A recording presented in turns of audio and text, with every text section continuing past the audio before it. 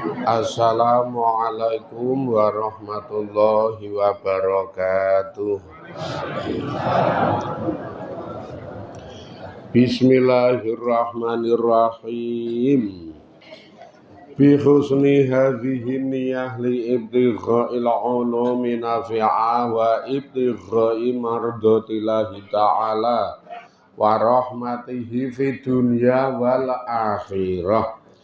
Biwasilati wa barakati ta'alumina kitab tazhib awil fikhi ya Allah waqdi hawaijana wastajib dunga ana ya Allah barakatil fatihah a'udzu billahi minasy syaithanir rajim bismillahirrahmanirrahim alhamdulillahi rabbil Rahmanir-Rahim Maliki Yaumiddin Iyyaka na'budu wa iyyaka nasta'in Ihdinas siratal mustaqim Siratal ladzina an'amta 'alaihim ghairil maghdubi 'alaihim waladdallin amin.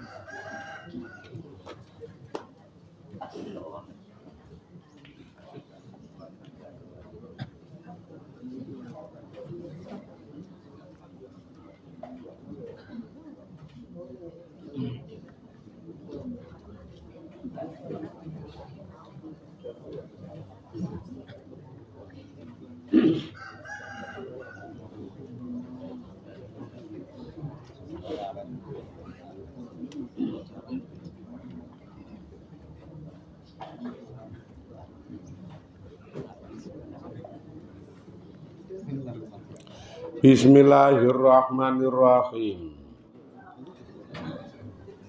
Wa darbun utawi sing sak bentuk meneh iku yukbalu ditampa fihi ing dalem masalah sing sak bentuk sapa wahidun seksi siji.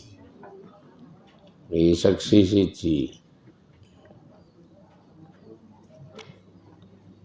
Dalile sing dhuwur wingi rampung to ta?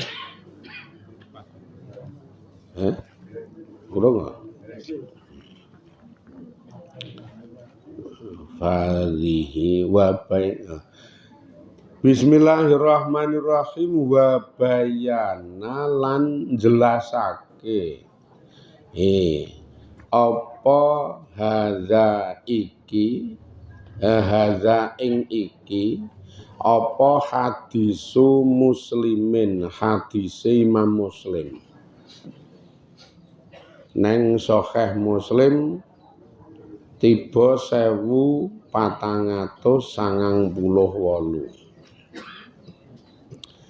ana Sa'dabni Ubadah sak temene utawi Sa'ad bin Ubadah radhiyallahu anhu iku kala ngendika sapa Sa'dun bin Ubadah, ya Rasulullah hiduh Rasulullah lau wajatu lamun nemu sapa ingsun manga ahli sartane keluarga ingsun rajulan ing siji wong lanang lam amasahe mongko ora bakal demek sapa ingsun hu ing ahli hatta ata ngantek tumeka utawa nekake sapa ahli biar bangati syuhadaa kelawan 4 saksi. Kala mongko jawab sapa Rasulullah jawabe na'am hiya. Sa'dun niku istilahnya duwe problem keluarga. Nih, kula niku ngarani nek keluarga kula selingkuh. Nih. Kula ora bakal iso ndemek keluarga kula nganti kula kudu iso nekakake patang saksi. Nek patang saksi niku Gusti Rasul. Jadi tuduhan kula niku kudu dikukuhke, kudu dikuatke nganggo saksi cacahe 4. Ngeten niku Gusti Rasul.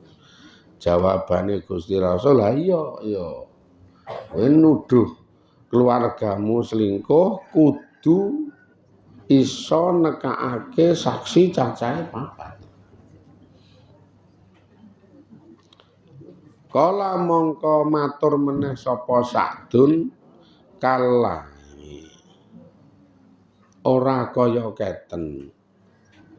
Waladzi demi zat bangasa kang wis ngutus sapa zat ka ing panjenengan Kanjeng Nabi bil haqi kelawan hak. Ing kuntu yen ta ana sapa kula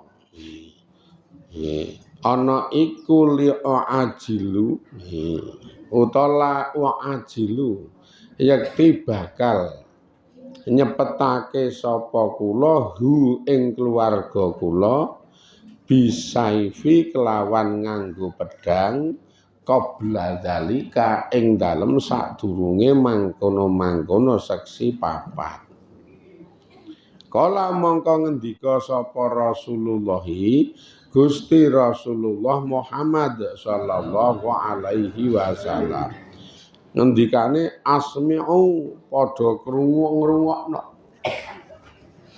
ngrungokno sapa sira kabeh para sahabat ilama maring barang yakulu kang ngucap sapa sayyidukum bendara ira kabeh.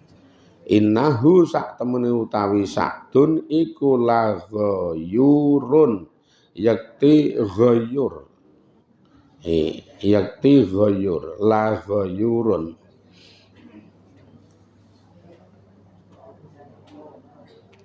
Ghayyurun iki maknane apa?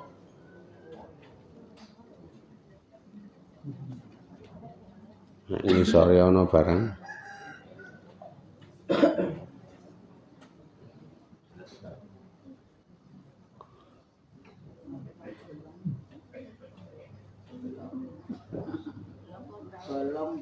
nggih bolong ora ketemu. Ora ketemu.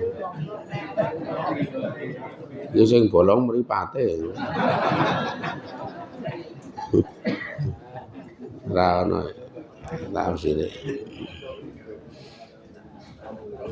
Ghayyurun. Kamus mriki. Ndak kleru. Maknane apa to? Ghayyurun. Golek nggon kamus nek ora ngerti maknane kok.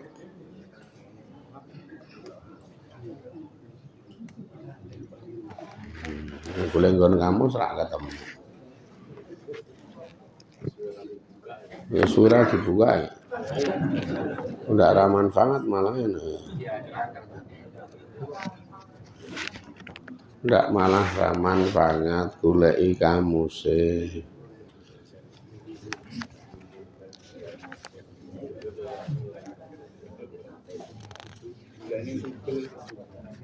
Lo manut tulisan nek Google ora tak seneng. Ora seneng ora Google. Sanate pedhot. Google niku sanate pedhot.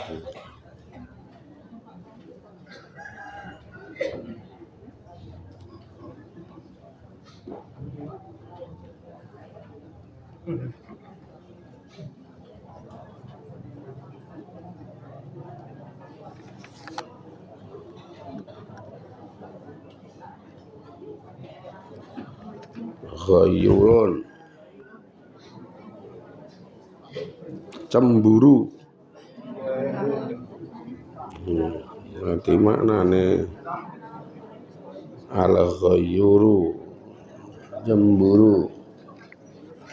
Angel makna iki.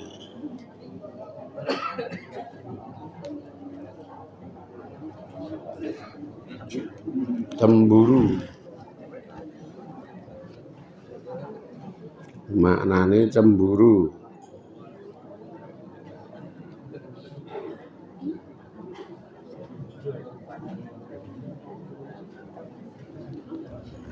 Ketemu toh nek dibuka kamusnya ketemu ya.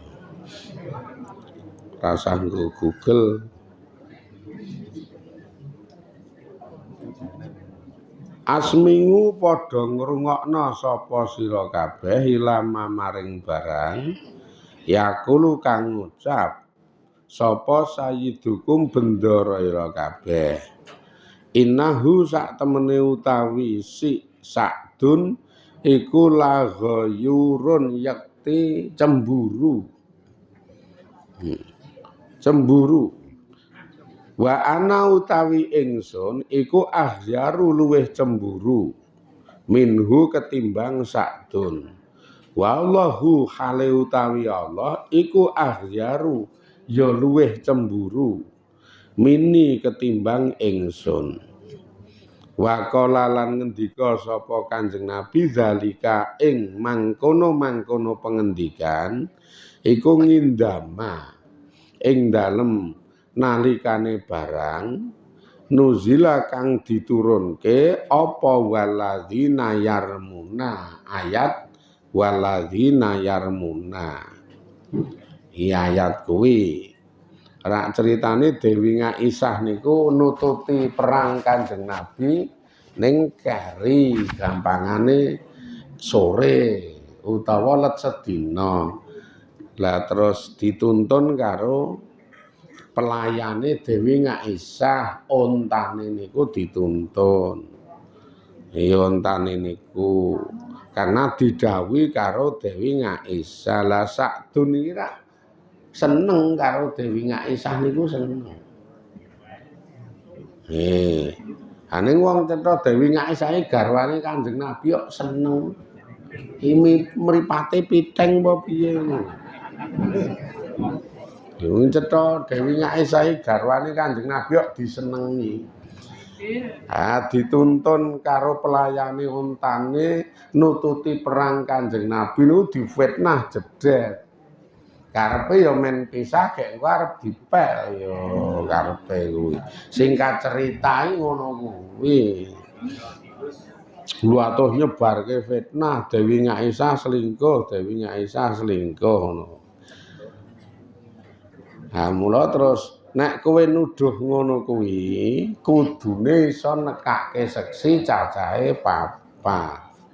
Ora mung waton nuduh kowe. Lah dheke kok malah ngomong, Sa'dun niku malah ngomong. Lah nek mboten iso ning tenan nek ngantek kula iki ngapusi yekti kula sing bakal cara kasarane mateni awak kula dhewe nganggo pedhang. Rasah kudu dadak nganggo seksi papat. Kowe nek kula niku omongane goro, pokoke kula sing arep mbabat sirah kula nggo pedhang kula, dadi arep nglalu. Kanjeng Nabi ya terus, para sahabat-sahabat ki rungokno omongane Sa'dun iki lho. Dheke omong ngono kuwi. Padahal nalika dheke omong kaya ngono kuwi iki motive sakjane mung cemburu. Kanjeng Nabi ngerti nek ngene kuwi iki motive mung cemburu. Lah nek nggon masalah cemburu aku luwih cemburu lah wong kae iki garwaku kok. Nek kudu cemburu aku luwih cemburu lah kae iki garwaku. Ning wong lakune lempeng-lempeng wae kok dadak dicemburon iki ya ngopo. Dadi rada kena keweleh-weleh. Allah luwih cemburu, mula Gusti Allah nuduhke ayat waladzina yarmuna. Cemburu karo fitnahmu kuwi kok ya. Iki rungokno iki lho, suarane lemune arep nglalu, arep medang awake dhewe, dhek iki arep medang dheke dhewe. Rasa dadak nganggo seksi papat nek omongane ngapusi, nek omongane kleru. Kamangka cetha omongane ngapusi wong ming motif cemburu kok. Nah saiki ora akeh motife ora cemburu nek nang tengah warga masyarakat wis motife wis ora cetha, ora duwe kejelasan arah, ora ana jluntrunge, wah ngomonge enting kae doen. Ngomonge enting. Ya apa meneh jamane wis jaman kaya keten, jaman global, jaman bebas itu nek kudu ming gara-gara weruh kaya jamane Dewi Nyaisah iki wangel banget kaya dihukumi. Oh saiki lanang wedok hubungan srawung ki fair-fair banget. Oh fair-fair banget. Neng warung bakso wis do epet-epetan ngono kae le tengok. Nang warung bakso iki lanang wedok do epet-epetan apa ya arep tak tuduh. Ngono kuwi iki biasa banget doen. Lah terus engko misalkan do ndelok handphone kae, iki nuduhi handphone. Lho ngene mbuh apa sing diduduhke, mbuh apa sing diomongke ngono kuwi. Terus sing wedok weruh ngono ya njoroke ndase sing lanang kuwi kok. Padahal mbuh apane wis piye ngono kuwi nek jaman kaya ngene. Kuwi iki kejadian ngono.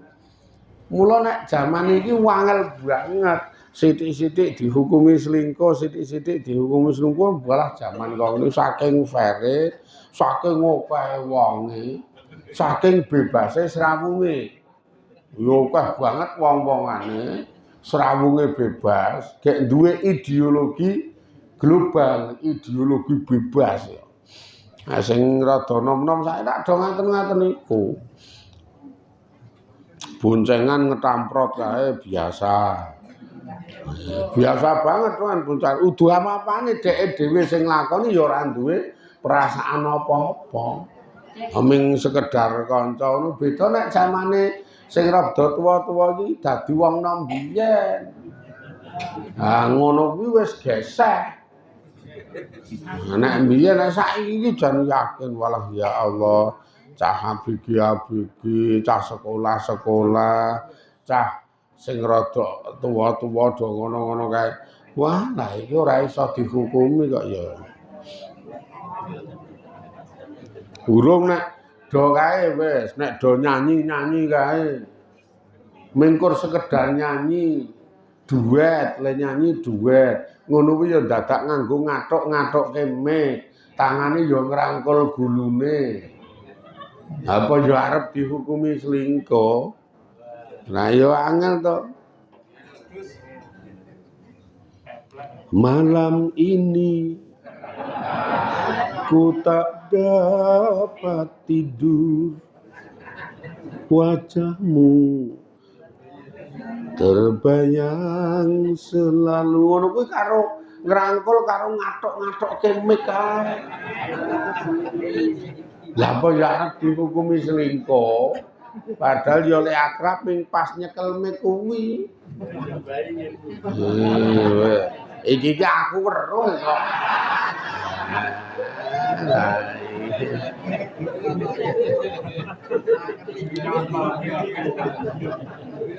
Iya aku weruh mula nek saiki sithik-sithik nuduh masing nuduh ki dosane saya akeh.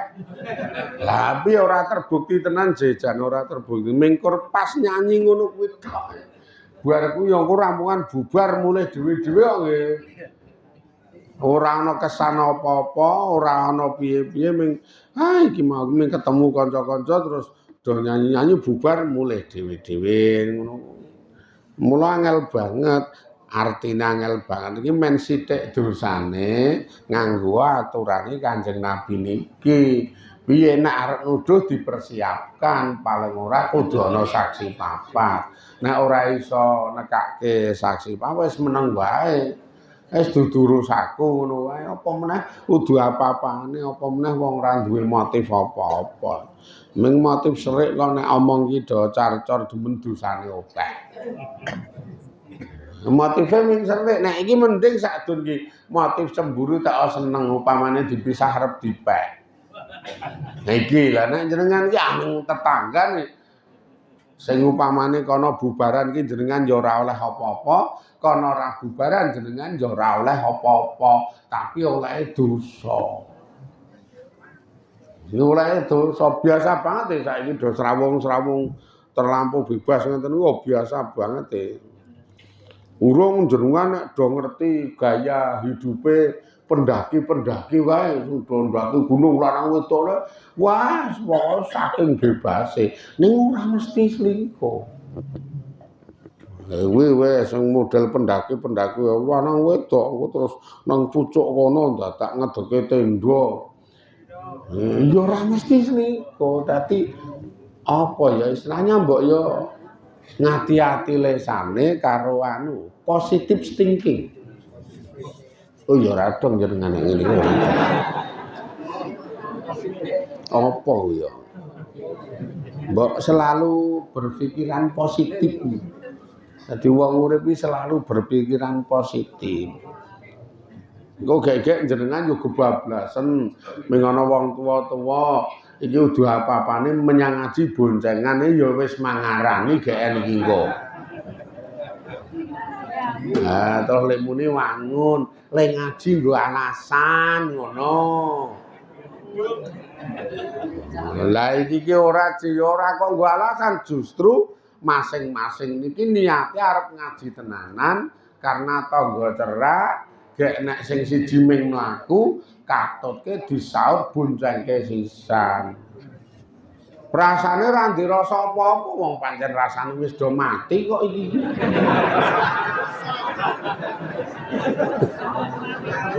Wis mati rasa. Lah nek tuwa-tuwa ni ra yo murni niate ya ayo tak boncengke mbangane mlaku. Padha le ngaji. Aku oleh ganjaran dobel. Lehku ngaji oleh ganjaran, lehku nulungi kowe boncengke oleh ganjaran. Berarti sing boncengke iki niate apike kok ngono jenenge gek jeneng ming waton omong. Lah muni ngajine nggo amping-amping ben iso boncengke ndak esuk. Kuwi nek omong ki mbok yo jebul sing ngomong ki cemburu seneng wis suwe kok ya. Iki nek jalur cerita iki. Wah tenan jenengan kudu iso napa jenenge kudu iso nyuda ngen nyuda omong men ora mlumpuk dosane. Masane wabot tenan dosa kok ngono kuwi iki. Luwih cenderung cuwek wis masa bodhok. Selingkuh men ora ben nek ora ngerti tenanan mah kleru aku kok nek omong. Mah dosa aku nek omong. Wong men ora apa-apa pipite hooh dosane tanggung kono. Pipite ora aku slamet ora dosa nuduh. Aku slamet ora dosa iki. Lah ya kepenak larase iki kepenak. Niki jenengan iki jan ming perkara sepele ana tangga nang pojok omah telepon wae langsung nuduh jenengan. Lah ya kebangetan ta iki. Ning ana tangga telepon. Lho Kang Senan, Kang terus ngono iki lho modele. Ngalah ya Allah. Ning ana wong telepon kok ya mantuduh Kang Senan. Lho iki termasuk bagian nuduh. Ya termasuk bagian kayak mojok kae wangun banget kayak guyang-guyu dhewe kae. Lah ya mbok yo men guyu men metu cupet.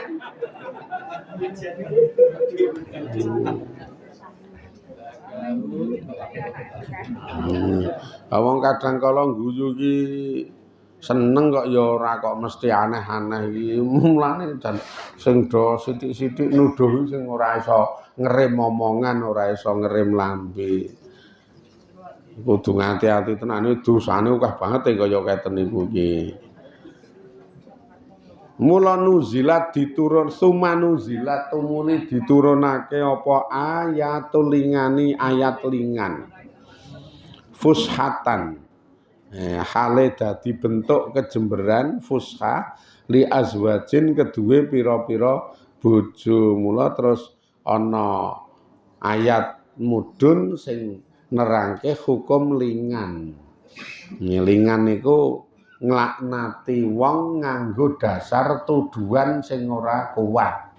Dadi jenengan misalkan nglaknati orang lain, teon jenengan nuduh bahwasanya orang lain kuwi selingkuh apa zina ngaten niku terus jenengan rada ndonga elek apa rada mencaci maki ya niku jenenge lingan. Salah siji contone kae iki pokoke tenan nek rong butuk rong gelem mandeg kae iki ngono lho. Nah, iki lingan, bahasa seperti itu lingan. Lemuni, wah nek kae iki tenan nek rong kira-kira ya ngono kae lah. Ora tekan aku nek omong. Ungzur hasiyah, nenggon kitab hasiyah. Ngati-ati makane aja ngawur kok ya. Ana angka siji kahadil qazafi kaya ngukumi hukum qazaf. Padha iki qazaf ki ya nuduh wong liya. Karo wasarobi lan nuduh ngombe ora nuduh nek iki karo ngombe. Ngombe omben-omben sing mendemi. Niki bentuke wa huwa ma barang siwa zina kang sakliyane urusan zina rupane minal hududi saking pira-pira hukum saking pira-pira aturan ya niku kaya dene hukum qadzaf karo ngombe wa misluhu utawi padane kuwi iku al qisasu qisas lingumumi nususis syahadati kanggo umume nas-nase seksi. Misla qaulihi ta'ala ing dalem padane ngendikane Allah Ta'ala wastashhadu padha ngalapo seksi sapa sira kabeh syahidaini ing seksi loro min rijalikum saking wong lanang ira kabeh. Niku nek urusan nuduh ngombe khamr ngadab niku dadak kudu nekake seksi loro. Lek iki bojomu ngombe ngono kuwi. Karepmu kowe mung ditinggal ngombe, lah iki sing diomongi mbok kowe iki nek omong ati-ati. Kowe tenan, aku weruh dhewe. Wong iki nuduh ngombe. Ngene iki aku weruh dhewe ya ngene wae nek saiki weruh dhewe ayo ditokke ning kowe kudu iso nggawa seksi loro.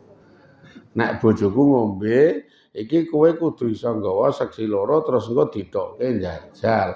Kejelasan keterangane bojoku karo tuduhanmu iki cocok apa ora. Ternyata ming ngombe anu Coca-Cola. Ya nek rupane ireng-ireng semua abang kae ning ming Coca-Cola kok ya kae. Kayak bojone dhewe yakin ora ngombe wong sak jeke ngerti nek ora doyan kok ngono kuwi. Nek sing bangsa ana campurane alkohol ki ora doyan. Mula dheke kenceng nek kowe nuduh ngono ayo ditokke bojoku ning kowe kudu nggo seksi loro ora ngawur. Mbok iya tenan plendus. Seksi loro iki terus ditokke bener kowe weruh nek bojoku ngombe weruh. Aku weruh. Nendi lehmu weruh wis. Nang warung kono kae. Sing dombe apa? Coca-Cola. Seksine ya ming dlohok iki. Ming ora arep gawe kisruh nek kok ngono kuwi. Aku tu syahidaiti mili jalikum wa qauluhu washhadu lan padha nyeksenana sapa dzungadlin sing duweni sikap adil mingkum saking sira kabeh tur kudu sing sehat-sehat aja sing slengekan ngene iki kok ya ngalap seksi jeming kaya mburi-mburi kuwi lho ora main kuwi uripe okane sembrono kuwi nek urip ning sembrono dlodak-dlodak ngawur sih. Jek engko nek ana kancane padu senenge ora ilo-ilo.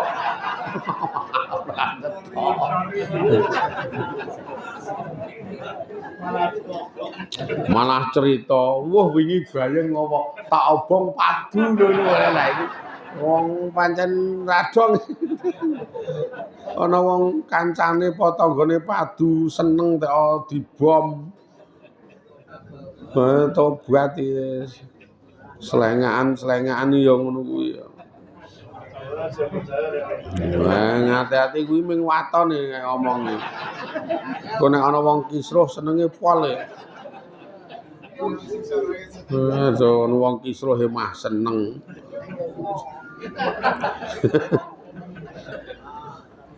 Mula wa qauluhu tawi ngendikane Kanjeng Nabi Muhammad sallallahu alaihi wasallam sahidaka au yaminahu hadi seksimu apa sumpahe dheweke iki karena tentriku engko terus nek ora ana seksi alternatifnya diangkat sumpah demi Allah demi Rasulullah ngono kae terusan. Dadi ana aturan-aturan sing baka niki sakjane pengendikan-pengendikan sing kaya keten iki niki mung menyeru kula jenengan sedaya nek omong ki hati-hati. Karena kebanyakan orang niku le akeh dosane saka omongan. Wis mesti niku saka omongan. Dadi jenengan kudu pinter tenan ngelola lambe iki men ora. Wah lah medeni iki. Calcul.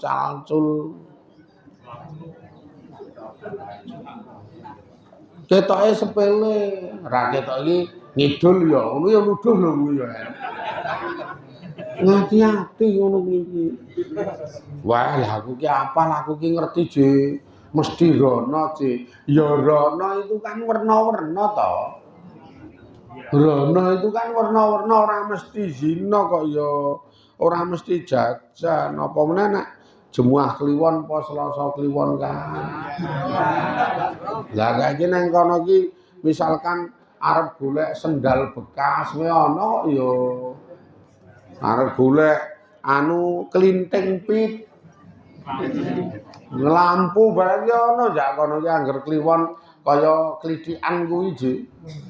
Kaya klithikan kuwi. Kaos bekas, jaket bekas. Ya termasuk wong bekas iki pirang-pirang.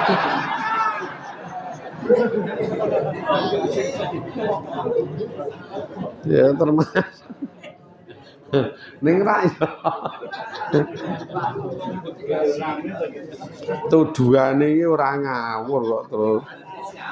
Kok ndak berat. Yakin dosane ming saka lesan. Nek kula nampa ayat-ayat, nampa hadis ternyata tak cermati niku jebul keplesete wong mlumpuke dosane wong ki ming saka omongan jebule. Tenan jan ming saka omongan iku dosane mlumpuk kadang kala ming sak kadar omong kuwi dosane gedhe rak yo iman-iman tok. Kur masalah swara kok dosane gedhe. Mbok ya saiki iki pokoke cuek-cuekane sak karepmu tanggungane dhewe-dhewe. Sesuk hisape ya dhewe-dhewe. Wis tanggune ora arep muni, ora arep takon, ora arep ngaruhke. Kok ndak mah kleru dosa. Urip ngeten iku. Mbok wis nggo turu wae penak. Lah ya lah wis jam entek jar ngopo? Mula niku ngati-ati pokoke. Nyuwun sewu nek kur weruh jaman modern kaya keten niku sak niku wis dunia kaya ngono kae. Cuek bebek rasa kokean omong. Muga-muga do slamet donya akhirat. Do iso ngelola lisan saapi-apike, ngati-ati ora kebak dosa, malah kepara do mekoleh ngamal soleh sing sak akeh-akehe. Harapane do diridhoi dirahmati Allah Subhanahu wa taala. Amin ya rabbal alamin ila akhirih wallahu a'lam. Walhamdulillahirabbil alamin. Assalamualaikum warahmatullahi wabarakatuh.